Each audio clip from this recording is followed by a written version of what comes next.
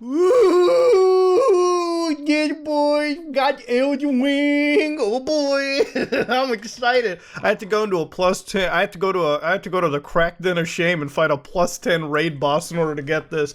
Not really, that didn't happen. I did have to trade some favors, but it was all worth it because I've been playing too many baby games lately. Okay, so I figured I gotta stimulate my rectum somehow, and I picked two of the hardest games up. One of them is Peppa Pig on the Nintendo Switch. That shit is hard as hell. Some consider it the Dark Souls of children's learning. And the other one is Elden Ring. Now, this game isn't technically out yet. I mean, I think if you have like a early copy, you live in Australia or something, which I think is a fair compromise. You get some Elden Ring early, but you gotta, challenge goddamn spiders and snakes every day. Point is, I got Elden Ring, and I'm proud to say that this game meets the hype. Now, to understand, I haven't gotten too far into it. I've basically been into Stormwell Castle, which is sort of the first legacy dungeon of the game. But to start off with, the game is hard, okay? There's few things harder than Elden Ring. In fact, I know only of one, and that's not getting audited by TurboTax, okay? That's pretty much what I know. Now, to understand, Elden Ring is a game that I wasn't really too hyped for. Like, I play all these FromSoftware games. To give you a history, the only reason I got into Dark Souls is because I had one friend who was really pretentious one time about only real gamers have played Dark Souls and have finished it. There's two types of gamers: Candy Crush players and Dark Souls enjoyers. And you can imagine after a condescending talk like that, you bet I bought Dark Souls for the Xbox, you bet I played it, and you bet I finished it. And one thing I always like about Dark Souls, Bloodborne, Sekiro, all these games, is beyond just the storytelling, a simple matter of fact is you're just a character, for the most part, that you create yourself, you get thrown into a world full of horrors and bosses, and it's really up to you to figure out how to traverse. There's builds you can make, there's ways you can make the game easier, but ultimately it's a challenge you yourself must figure out how to overcome. As much as Dark Souls is a communal journey of people coming together and sharing stories and jolly cooperation, it's very much also a solo experience that one must enjoy themselves and progress through for their own personal, satisfaction. I think that's the best part about Dark Souls. Every time you go through a boss and you get through a new area, you genuinely do get a sense of enjoyment and fun out of it. I know I do, okay? So when Elden Ring was getting announced, it was really like, George R. R. Martin, Game of Thrones. At first, I was a little let down. I don't like Game of Thrones.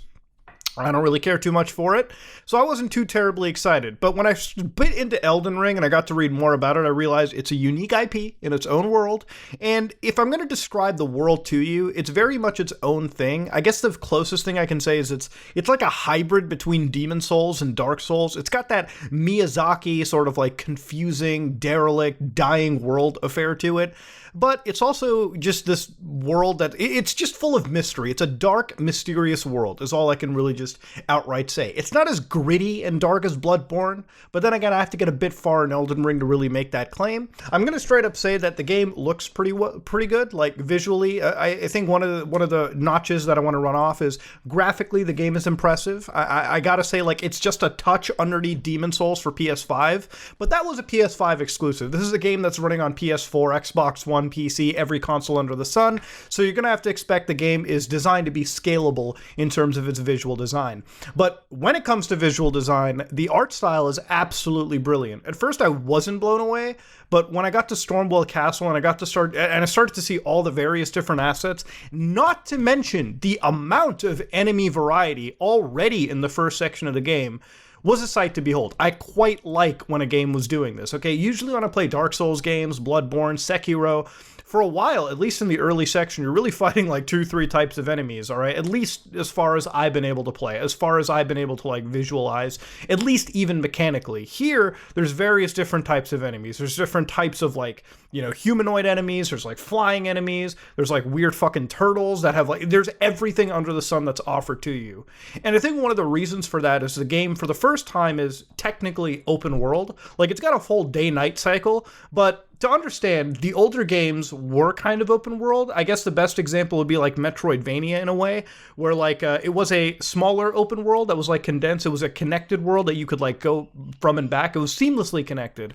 But here you actually have a map screen you bring up, and you can put you can put like landmarks, you can like head towards them. There's like actual things going on in the world. There's little sub bosses for you to go to, sub dungeons that you can explore to get like extra items, maybe some souls to help you level up, which are gonna need to do, but I'll get to that in a bit. There's actually a sense of exploration. And I guess the best way that I can say is it's not an overwhelmingly open world like something like Far Cry. Like, it's definitely a manageable world, but you definitely have more things to do and see than your traditional Souls game. Now, the other thing that I wanted to really talk about was the difficulty. So before this game came out, there was a huge debate about should this game have an easy mode. Now, I've always found the talk of difficulty in a Dark Souls or a Soulsborne game to be a little bit questionable. These games are not hard. I think they're challenging, but they're ultimately fair games. You know, it's not like these games cheese you to death no matter what. It's really up to you, the player, to learn how to get good.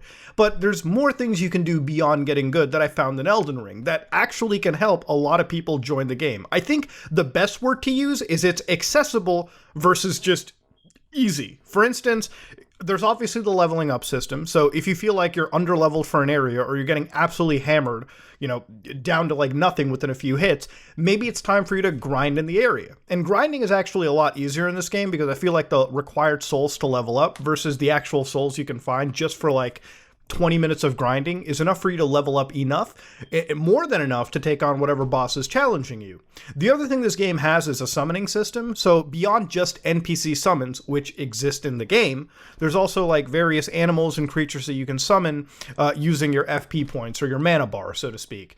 And in that case, you can even combine them so you can just use them in the middle of a boss or even a challenging section of the overworld so you can get through them easier. Easier is what I can say, because the summons are also balanced in a way where they're not just designed to steamroll enemies.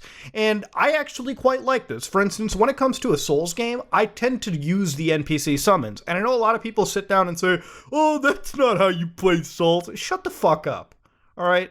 First off, you don't tell anybody how to play these games. They can sit down and introduce like a co-op lobby and just steamroll through the game. It's just as valid as somebody doing a no level up run either. As long as you see the credit screen, I think it's all fine and dandy. When you can summon NPCs in the game and like roll around and steamroll, I tend to take advantage of it because it really does add an extra like layer to a fight. And sometimes it's cool to see more people in a giant battle going up against each other. I think that's really awesome. Ornstein and Smo, I don't ever want to take them on without Brolair. So when it comes to the NPCs in the game, I feel like their HP and the way that they fight is balanced so that they're not there to help you steamroll a boss, rather just serve as a cute assist. For instance, the first boss that you actually end up going to, just before you get into the castle, is actually very challenging. At least when I first came up against this guy, I probably died for like a good hour and a half. And I know, you all are going to say, but you suck, Muda. And here's the thing, I did. I sucked when I got to this boss. But there was a combination of getting good, like figuring out parry timings, the various boss moves, and figuring out how to check the telegraphs and the exact area I needed to be to dodge attacks. I had to learn that. I also called upon those NPC summons, and the NPC summons in this case served as a little assist, in a sense that they sometimes took aggro, but I still had to be up there and fight, because if you don't do anything and the NPC summon is the only one fighting the boss, they will die within seconds. That's pretty much how it goes. The only way to keep the NPC summon alive is to contribute just as much to the battle, if not more. Now, when you also summon your NPC animals, like in the beginning you get like 3 wolves, they tend to have less HP, but they do a lot of quick, fast damage. And I think it's really important that this is balanced out with the increased amount of enemies in a lot of the outposts. For instance, the enemies can actually call reinforcements, and they'll send in like 10. I've seen up to like 12 enemies on screen at the same time, and sometimes without these summons, they're almost impossible fights to manage. Keyword almost. If you're good at the game, you can take on any challenge without ever leveling up or without upgrading your abilities or equipment.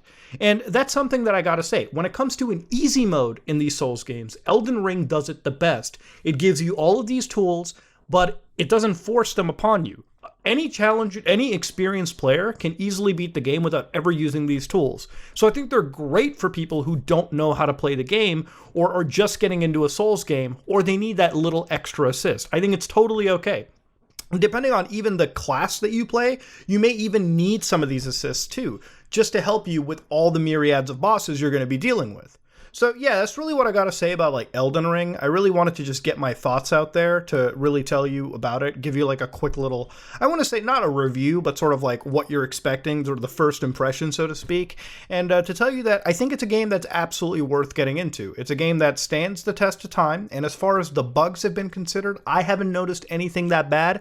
You probably need to get a patch day one if you're on a PS5, because without the patch, I did notice some frame rate stutters, even on the prioritized frame rate mode. So if you want a flawless 60 FPS experience on the PS5, get the patch. Same thing for the Xbox Series X, same thing for really any system. But beyond that, I haven't done any of the multiplayer. Frankly, before the game has come out, the servers have not gotten live, and I don't even think they may be live on the PC version, given the fact that they're having a bit of a, security issue at the moment. But yeah, so far, Elden Ring, absolutely worth your time. I think if you're hyped for this game, your hype is definitely well placed, because you're going to have a great time, and you're going to have a great time dying. But hey, that's part of the experience, and that's pretty much where I'm going to leave it at. This is me, Mutahar, and I'm going to go play some Elden Ring.